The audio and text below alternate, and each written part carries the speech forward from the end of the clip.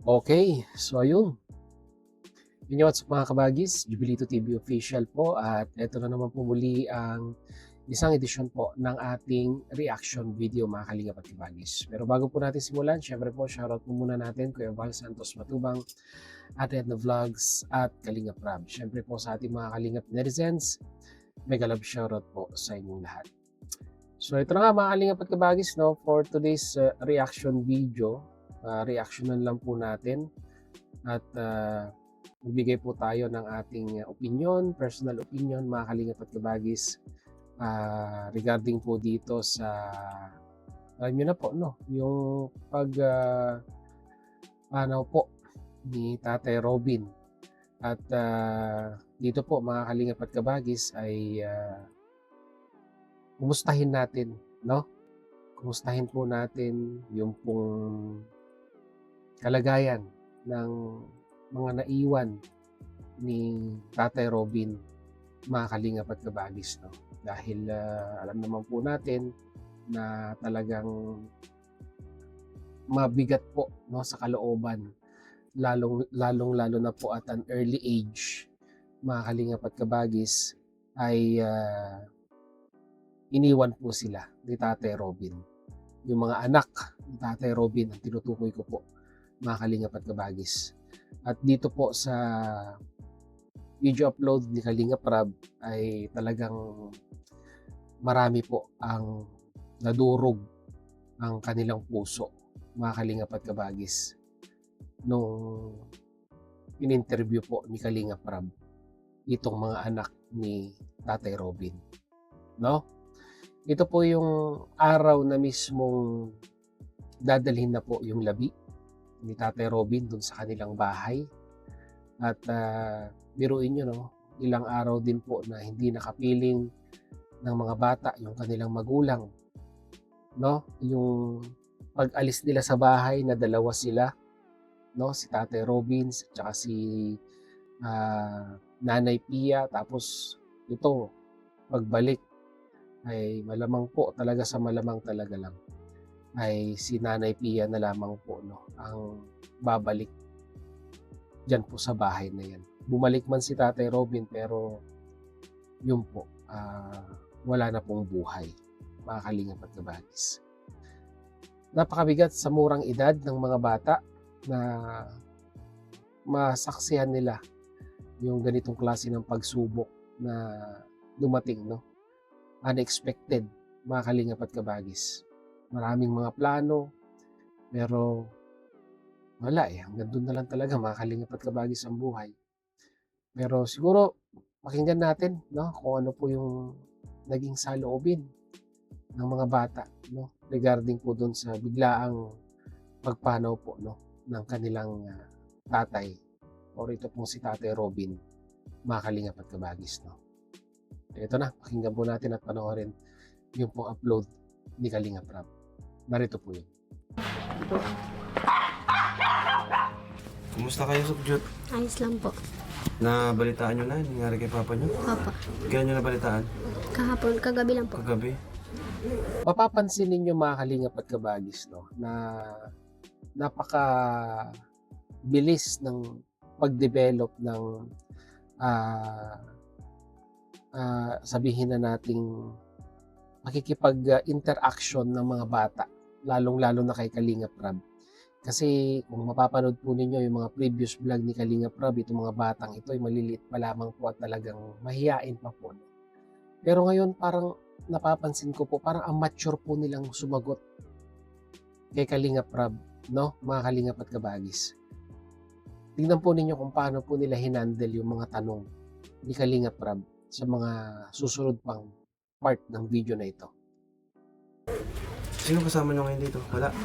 Pinsan Pinsan lang lang namin po. Mga anong oras nyo nabalitaan? Pag Mga habang Nung alas 12 na yun, di ba? Saan sa live ni Kuya Bal, napanood nyo?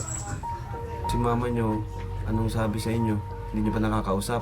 di pa po. Hindi pa po. Sino yung nandun ngayon sa ospital? Si Si ate, ate po. po, tapos si Tita Pearly. Gulat kayo? Opo.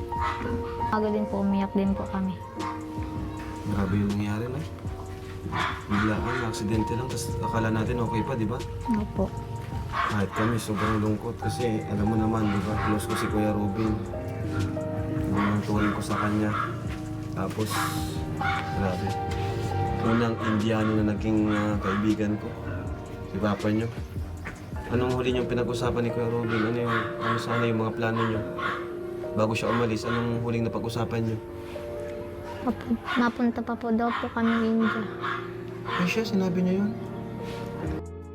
Actually, mga kalingap at kabagis, matagal na pong plano yan. No? Pero ngayon, parang hindi ko alam kung may sasakatuparan pa. Although nandiyan si Kalingap Nico, na kapatid ni Tatay Robin, pero may pag-asa pa kaya na makarating at mamit ng mga bata yung yung lola nila, no? Mga kalingap at kabagis. Panahon na lang po siguro makakapagsabi kung may sasakatuparan pa itong pagpunta nila sa India ngayong si Tatay Robin po ay wala na. Pupunta sana kayo sa India. Grabe. Yun yung mga huling napag-usapan yung bilang pamilya. Pupunta kayong India. Oops, may ads. People don't just look for home. Dali lang po.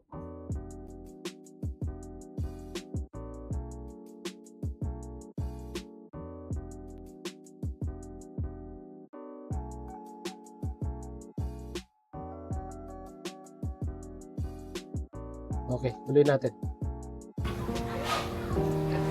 Dahil pa sanang plano, no? Dahil plano.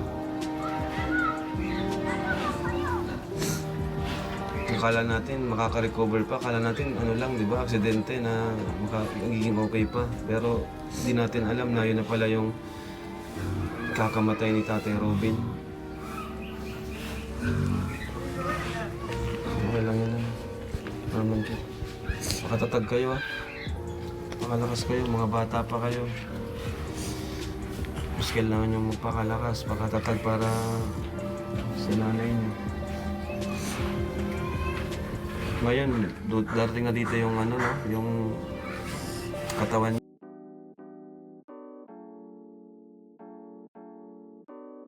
niya, di ba? Mamaya, hinihintay nyo na lang.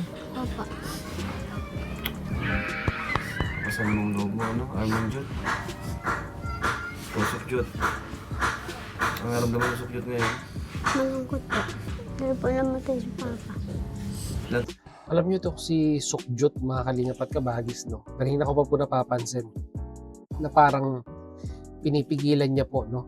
Yung kanyang emosyon, mga kalingap at kabagis, no? Na nararamdaman. Pinipilit niya pong maging matatag sa mga pagsubok na ito, no? Mga kalingap at kabagis. Pero tao lang po, di ba? Na talagang lalong-lalo na sa edad nila na hindi po talaga may iwasan na maging emosyonal sa mga pagkakataon na ito. Taong ko na nga Sukyot. 9 po. Ano sana yung gagawin nyo? Ano pa sana yung gusto nyo mangyari kung hindi namatay si Papa mo? Bibili na po kami ng passport, tapos po, pupunta po kami sa India. Papasyal na po kami. Yun yung sabi niya sa'yo. Ano, pwede pa naman yan matuloy, di ba? Makarating kayo doon sa India. Kita niyo si Lola niyo, di ba? O kaya si Lola niyo yung pangkarating dito. Paano yun? Anong plano niyo ngayon, Arman Jud? Napasok ka na pati. Ano? Magamit na kayo? Wala pa? Po, meron na po. Meron na? Sino bumili? Bumili kayo? Nag-order na po si Mama sa Shopee. Ah, sa online. Si mama nyo naman, kasama na siguro. Kasama na daw si mama nyo. Pagpunta doon. Ah, may iwan pa si mama nyo doon. Sa ospital. Baka po hindi pa nga po nauoperahan. Sabi daw po kasi ngayon daw po uoperahan. Sino nagsabi sa'yo? Sila ate po. Sinabi sa'yo? Anong pagkasabi sa'yo? Wala na po si Papa.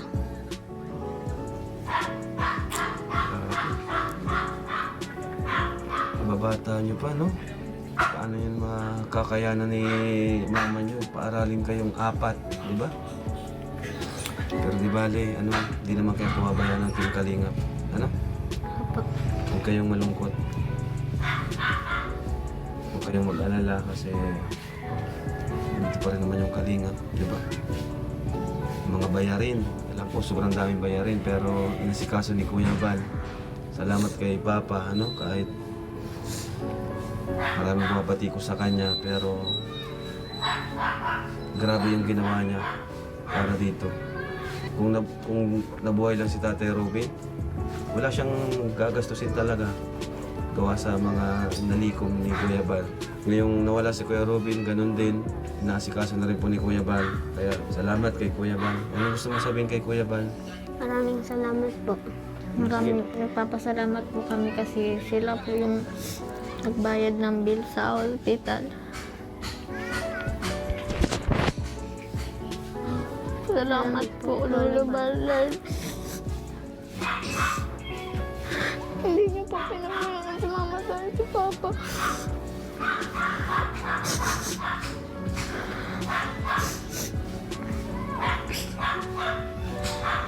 Maraming salamat din po. Dahil natulungan niyo na po si Mama at si Papa. Mahal na mahal ko po siya. Siya po yung kapag naiiwan po ako sa bahay, siya po nakaatid sa akin. Tanda ko na dati, mga unang wala pa kayong bahay, di ba? Siya yung naghahatid sa inyo, no? Nung si mama mo nagtatrabaho pa sa Manila, di ba? Siya yung nanay mo at siya yung nagsilbing mama at papa mo.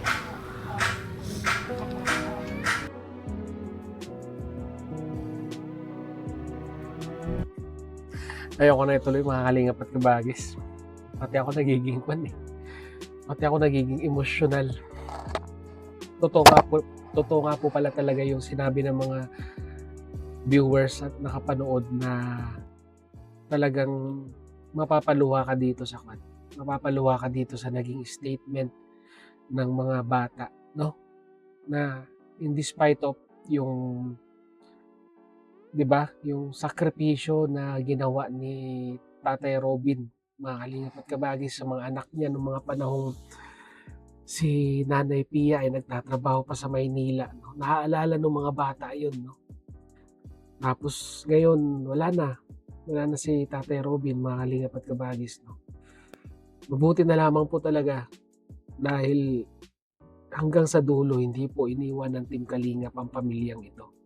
At sa mga darating pang panahon, no, ay nandyan pa rin, katuwang pa rin po nila ang Kalingap na tutulong at maggagabay po sa kanila para po may sakatuparan nila yung mga pangarap po nila sa buhay nila ng mga batang ito, mga Kalingap at kabagis.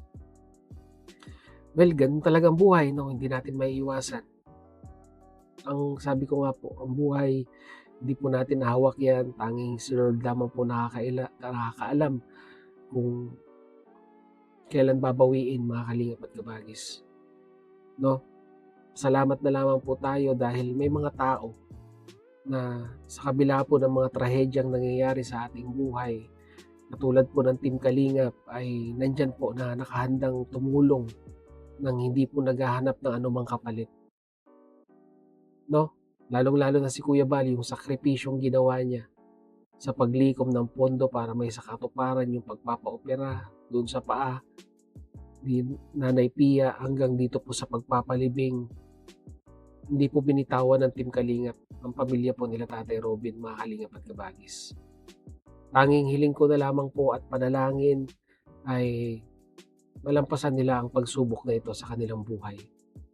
At huwag po sila mapanghinaan ng loob sa mga pagsubok na ito. Dahil ako po, alam ko po yan na talagang wala naman pong binibigay na pagsubok ang ating Panginoon na hindi naman po natin makakayanan sa pagdating po sa dulo. Nakakalungkot lang talaga, mga Kalingap at kabagis. So, yun lang po ang ating reaction video for today, and yun po, kagaya ng dati, mag-comment po kayo. Inspire po natin ang pamilya nila Tatay Robin, ang kanyang mga anak. Give them motivation, no, to face the challenges, mga darating pang panahon. At syempre po, sama po natin sa ating panalangin ang pamilya po, no, ng mga naiwan po ni Tatay Robin. Kanyang mga anak at si Nanay Pia, no? So, hanggang dito na lang, mga Kalingap at Kabagis, no? Sa mga hindi pa nakasubscribe dyan, subscribe nyo na po, Jubilito TV Official. Hanggang dito na lang po. So, I always say, peace, God first, God bless po. Bye!